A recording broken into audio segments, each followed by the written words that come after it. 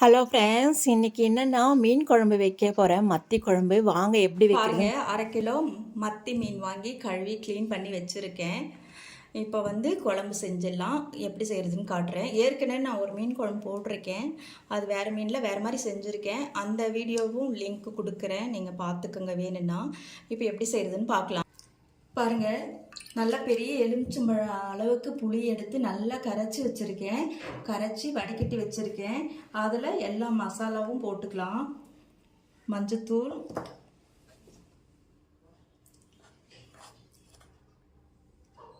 மிளகாத்தூள், நமக்கு எவ்வளோ காரம் வேணுமோ அந்த அளவுக்கு போட்டுக்கலாம். அதுலேயே 3 பச்சை மிளகாவும் போட்டுக்கலாம்.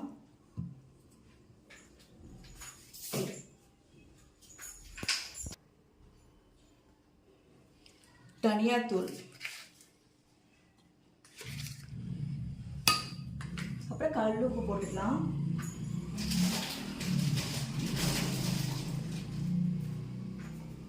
தேவையான அளவு கொஞ்சம் உப்பு போட்டுக்கலாம். அப்புறம் கூட பார்த்துக்கலாம், சரிங்களா? இதெல்லாம் அப்படியே நல்லா கரைச்சிக்கலாம்.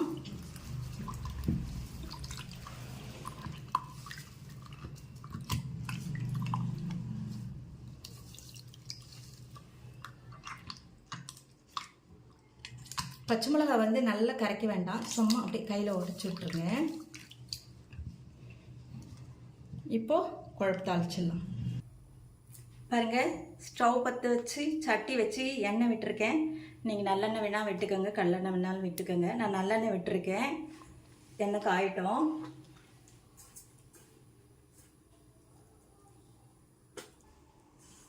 எண்ணெய் காஞ்சிருச்சு, கடுகு போட்டுக்கலாம்.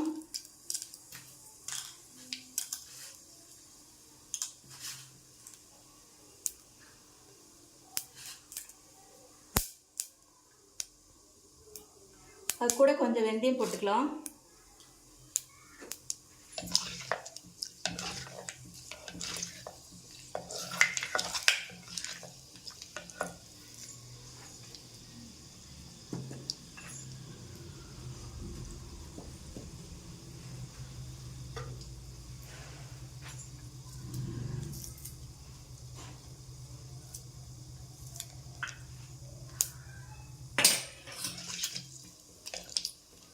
இப்போது ஒரு பூண்டு உரித்து வச்சுருக்கேன், அதை போட்டுக்கலாம்.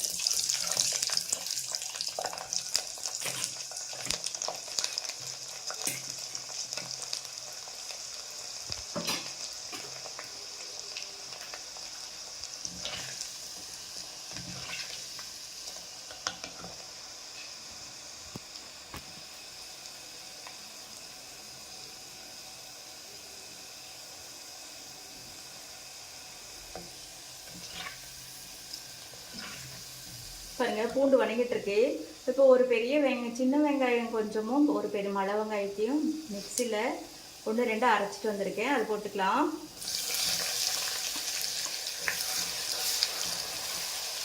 நல்ல மாவு மாதிரி வேண்டாம், சும்மா ஒரு பல்ஸ் விட்டு எடுத்துக்கோங்க.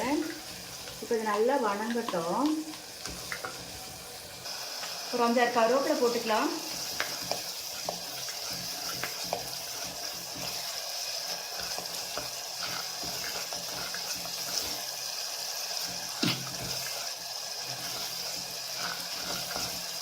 இப்போ பார்த்தீங்கன்னா தக்காளி ஒரு பழத்தை நல்லா அரைச்சி வச்சுருக்கேன், அதையும் போட்டுக்கலாம். ஏன் இந்த மாதிரி பண்ணுறேன்னா, குழம்பு உங்களுக்கு நல்ல கிரேவியாக நல்லா இருக்கும், ஊற்றி சாப்பிட்றதுக்கும் டேஸ்ட்டாக இருக்கும்.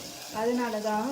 அது இல்லாமல் தக்காளி எல்லாம் அப்படியே இருந்தால் எடுத்து வச்சிடுறாங்க, அதனால் அரைச்சி போட்டுடுறது. இப்போது தக்காளி வெங்காயம் நல்லா வணங்கட்டும்.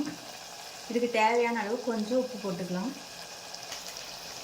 ஏற்கனவே குழம்புல உப்பு கலக்கி வச்சதில் உப்பு போட்டிருக்கேன், இது கொஞ்சம் போட்டுக்கலாம். பாருங்க, இப்போ எடுத்துட்டு பார்க்கலாம்.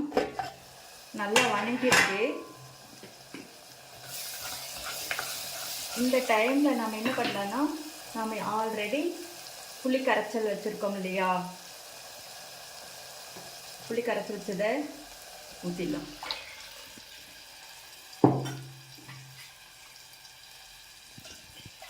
பாருங்கள், புளி கரைச்சி வேணுன்ற அளவுக்கு ஊற்றிருக்கேன். இது நல்லா கொதிக்கட்டும். அதுக்கப்புறம் நம்ம மாங்காவும் தேங்காய் அரைச்சி வச்சுருக்கேன், அதுவும் ஊற்றிக்கலாம். சரிங்களா? இப்போ இது குழம்பு நல்லா கொதிக்கிட்டோம், மூடி வச்சுருவோம். சரிங்க, குழம்பு எப்படி இருக்குன்னு பார்க்கலாம். குழம்பு நல்லா கொதிச்சிருச்சு. இந்த டைமில் நம்ம மாங்காய் போட்டுக்கலாம்.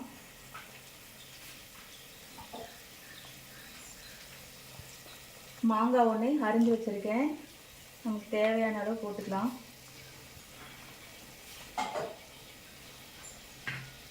இது ஒரு கொதி வரட்டும், அப்புறம் மீன் போட்டு நிறுத்திடலாம். பாருங்க, குழம்பு கொதிச்சிருச்சு நல்லா. இப்போ நம்ம மீன் போட்டுக்கலாம்.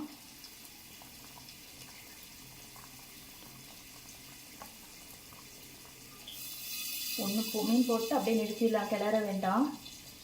சட்டிலே நல்லா உங்களுக்கு சூடு இருக்கும், அதிலேயே வெந்துடும். பாருங்க, மீன் குழம்பு அப்புறம் கொதிச்சிச்சு, போதும், நிறுத்திடலாம். கொஞ்சம் மல்லித்தழை போட்டு நிறுத்திடலாம். ஏன்னா சட்டி சூடாக இருக்குது, இன்னும் கொதிச்சுட்டே இருக்கும். ஒரு 5 நிமிஷம் ஆகும், அப்படியே சரியாயிடும். இப்போ பரிமாறிக்கலாம். பாருங்க, மீன் குழம்பு ரெடி ஆயிடுச்சு. எப்படி இருக்குன்னு பார்க்கலாம். பாருங்க, சூப்பராக மீன் குழம்பு சட்டியில் அருமையான மீன் குழம்பு ரெடி ஆயிடுச்சு. இப்போ நம்ம பாருங்க, சூப்பரான மத்தி மீன் குழம்பு ரெடி ஆயிடுச்சு. நீங்களே